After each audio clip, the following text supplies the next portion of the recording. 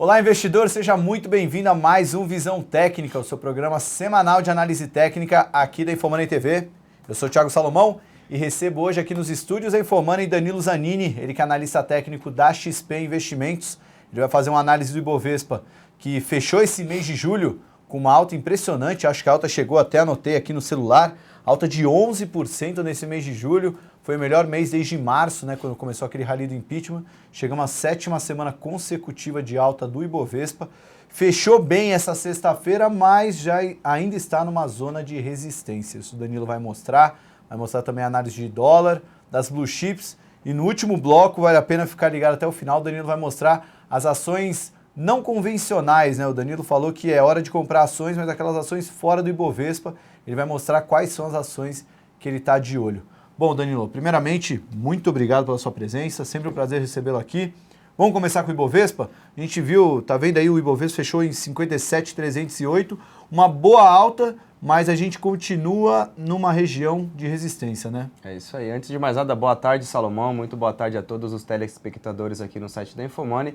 É um prazer imenso estar aqui mais uma vez nesse Visão Técnica e vamos comentar sobre o índice Ibovespa. Todo mundo comentando, é hora de comprar Ibov, é hora de comprar Bolsa, porém com uma certa cautela, tem que ter muita atenção. O Ibovespa, como o Salomão mencionando aí, o mês de julho fechando numa alta de 11%, uma valorização superior a 11%, e temos que levar em consideração que os principais destaques para essa puxada aí foi nada mais do que o setor financeiro, Itaú, Banco do Brasil, Bradesco e também Petrobras. Se a gente for levar em consideração, Vale também ficou um pouquinho para trás. E tá interessante, tá? Porém, a gente vai selecionar alguns papéis e são esses papéis que a gente vai mostrar para vocês no último bloco do nosso programa. Então, vamos começar fazendo uma análise do gráfico do índice Bovespa, ver como o mercado fechou. Então, primeiramente, a gente tem um gráfico diário aqui, o índice Bovespa trabalha com 1,13% no momento, tá? Então, o primeiro ponto que a gente tem que levar em consideração no gráfico diário. O gráfico diário ele rompeu a primeira resistência na casa de 55 mil pontos. Rompeu e a gente passou nessas duas últimas semanas uma semana que para quem opera day trade foi uma semana um pouco mais complexa, um pouco mais difícil de ser operada, porque a gente não tinha tanta volatilidade, tantos movimentos direcionais, tá? Então, primeiramente, vamos começar a fazer algumas análises do Ibov. A gente tem aqui no gráfico semanal, tá? O índice Bovespa testando uma região de resistência relevante. Região de 57 mil pontos. Como o Salomão mesmo mencionou, 1, 2, 3, 4, 5, 6, 7ª semana consecutiva em alta do Ibov. Isso é uma alta expressiva num curto período de tempo. A gente tem aí 20% acumulando nesse período e no ano, o índice Bovespa tem aqui 32% de valorização. Então assim, há espaço para a continuidade do movimento de alta do índice Bovespa? Sim, há espaço, porém a gente tem algumas divergências em períodos gráficos. Quais são elas? Primeiro, a gente tem aqui o gráfico semanal testando a região de 57 mil pontos. Se romper esse patamar, qual que seria o próximo ponto de parada do índice Bovespa? A região de 61.500 barra 61.000 a barra 61.500, ok? Então esse que seria o próximo alvo do índice Bovespa. Entretanto, na leitura clássica do Ibov, tá? Na leitura clássica da análise técnica, o que nós gostaríamos de ver, tá? Gostaríamos de ver um certo recuo, um certo movimento, ou até mesmo passar por umas duas semanas aproximadamente, novamente com período lateral e novamente indefinido. Por quê? Aí no gráfico semanal nós iríamos configurar que uma figura nada mais é do que uma figura de continuação, que seria um mastro e uma bandeira, para que a gente tenha aí uma movimentação mais clara de movimentação de alta para buscar o próximo nível de resistência na casa de 62 mil pontos. 61.500. Então tem espaço para alta? Sim, tem espaço. Fica à vontade, Salomão. Não, só ia perguntar, essas 2 semanas aí de lateralização ou de correção negativa, até que ponto que o Ibovespa poderia corrigir? Seria até o último topo deixado ali naquele... Ali, exatamente nesse ponto que eu ia falar, né? Quando a gente fala de correção para o Ibov, algumas pessoas acabam confundindo alguns pontos. Quando o mercado sobe, existem 2 tipos de correção. Correção em queda ou correção lateral. Então, quando o mercado fica lateral, também é uma maneira de acumular forças, corrigir aquele movimento de alta para depois voltar a subir. Então, seria ali na região dos 54 mil que foi o... Exatamente. Então, olhando graficamente aqui para posicionar vocês, o que nós temos aqui? O topo. Então, se o Ibov cair, é natural e sadia uma queda até a região dos 54 mil pontos. Que nada mais é do que o topo anterior aí, no gráfico semanal, tá, pessoal? Mostrando. Então, o que nós teríamos aqui? O mercado passa por um período de alta, ele corrige, sobe novamente e passa por um período de correção. aí sim a gente teria espaço para retomar seu movimento de alta.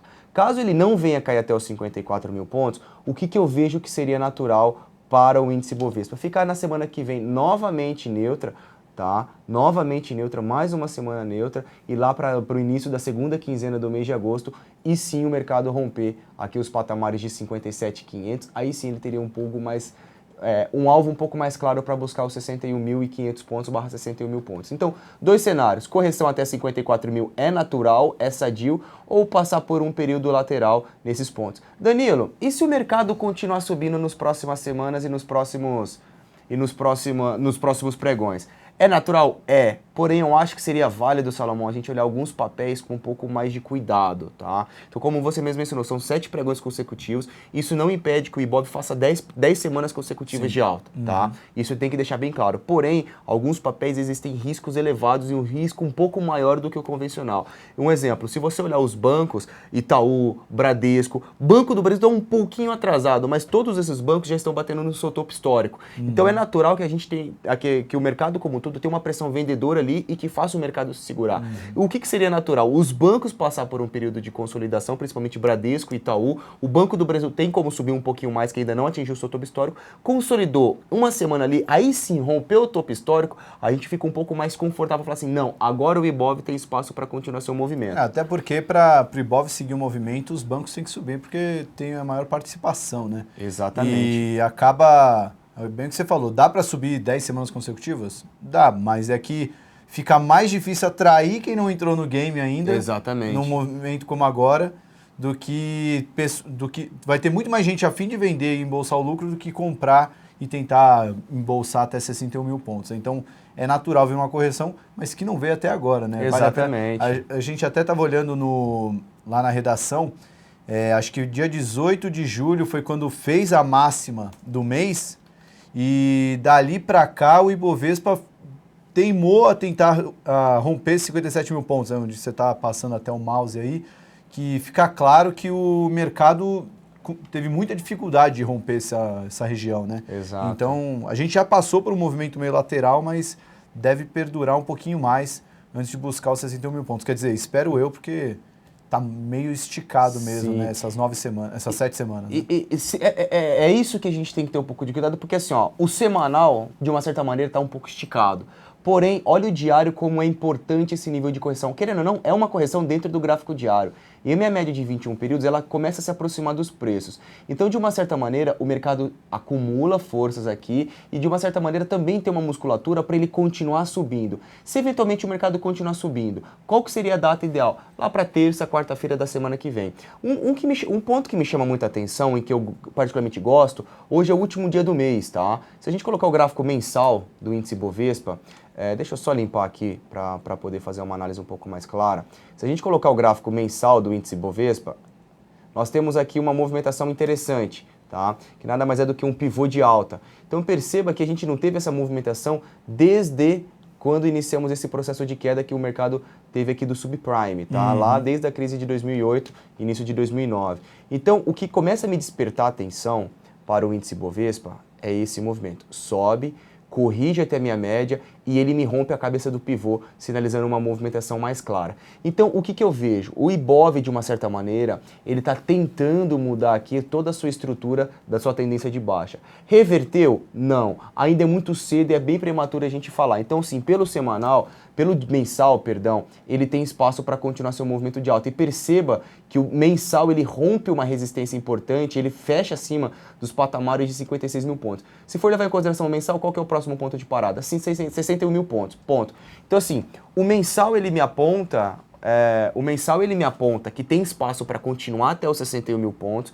O semanal, ainda de uma certa maneira, gera umas dúvidas, porque a gente tem 7 semanas consecutivas de alta, e o diário ele acumulou forças e sugere a continuidade desse movimento.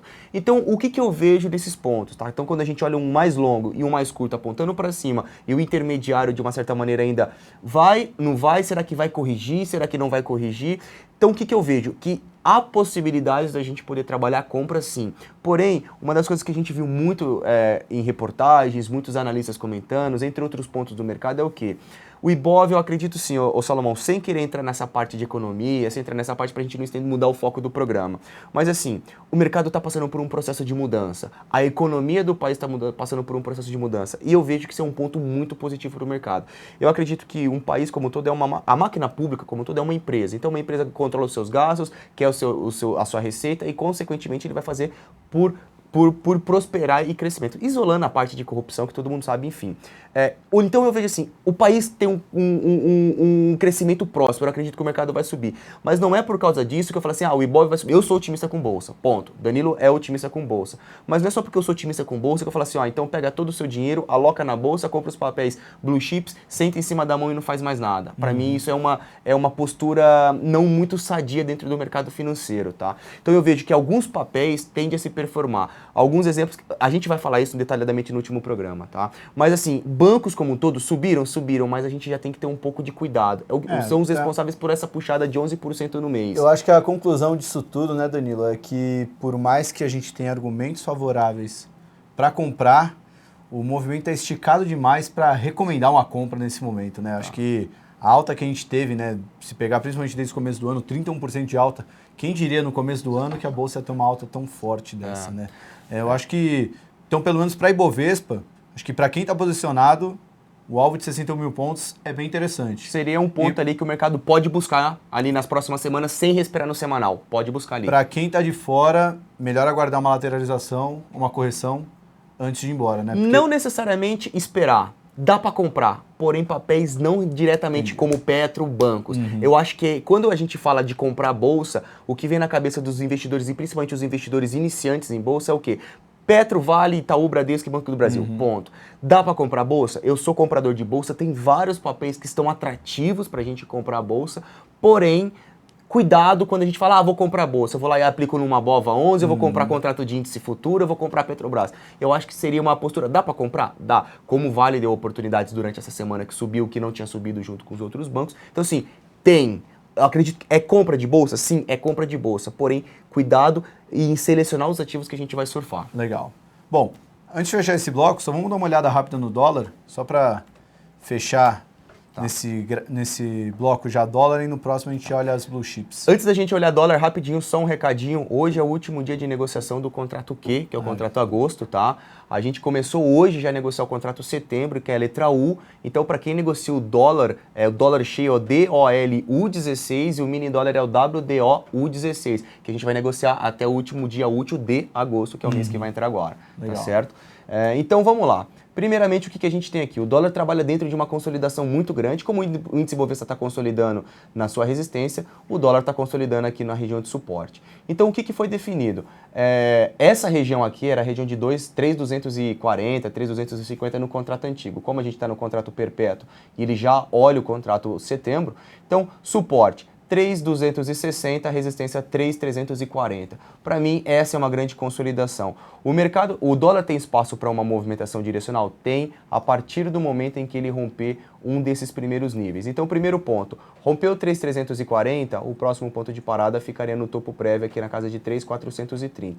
Se eu for levar em consideração o curtíssimo prazo, eu tenho uma linha de tendência de baixa, tá? Que de uma certa maneira ela foi rompida, tá? Porém, ele não se desvencilhou desses patamares. Então, toque 1, 2, 3, 4, no quinto toque, rompeu e hoje vai fazer um pullback. Então, Danilo, vamos sair vendendo o dólar porque ele está fechando aqui abaixo desses patamares? Cuidado, temos alguns obstáculos, tanto pela linha de tendência que era resistência, agora é suporte, e alguns fundos anteriores. Se a gente for olhar o gráfico semanal do dólar, ele já começa a me despertar um certo nível de atenção. Por quê?